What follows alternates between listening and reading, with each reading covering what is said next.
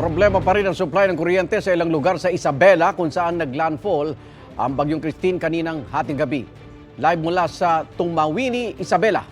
May unang balita si Jasmine Gabriel Galban ng GMA Regional TV. Jasmine. Igan, alas 12:30 ng hating gabi nang maglandfall si Bagyong Christine sa probinsya ng Isabela, partikular sa bahagi ng Divelacan. Sa mga oras na ito, ramdam pa rin ang epekto ni Bagyong Christine. Pabugso-bugso yung hangin at simula kaninang madaling araw, tuloy-tuloy ang buhos ng ulan. Magdamag na pabugso-bugsong hangin ang naranasan sa Isabela. Sa lakas ng hangin, halos mabali ang mga sanga ng punong kahoy. Maririnig pang tila pag-ugong ng hangin. Mag-aalas 10 kagabi nang maranasan ng malakas na buhos ng ulan sa ilang bayan sa probinsya. Magdamag ding nakabantay ang otoridad sa iba't ibang lugar, gaya sa Barangay Arcon sa bayan ng Tumawini. Nandito yung kon namin, nandun yung kon namin.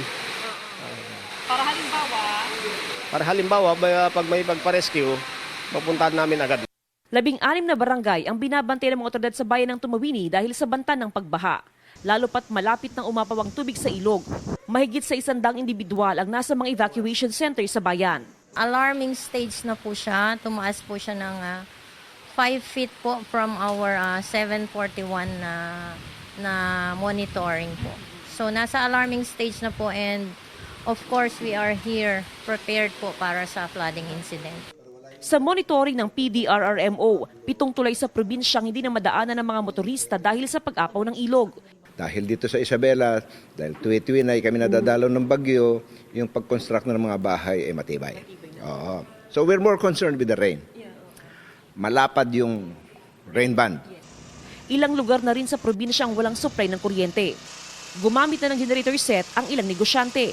Mahirap po ma'am, mas lalo na kapag po ma'am, kapag walang tubig yung pinag-ano namin, apektado po lahat. Patuloy na pinag-iingat ang mga residente sa banta ng pagbaha. Igan, as of 5 a.m. monitoring ng PDRRMO ay mahigit na sa 3,000 individuals ang nasa mga evacuation center mula yan sa 28 na bayan at city sa probinsya ng Isabela. Sa ngayon, meron pa rin ilang lugar na walang supply ng kuryente. Samantala, tuloy-tuloy ang kanilang monitoring sa mga river system sa probinsya. Igan? Maraming salamat, Jasmine Gabriel Galban ng GMA Regional TV.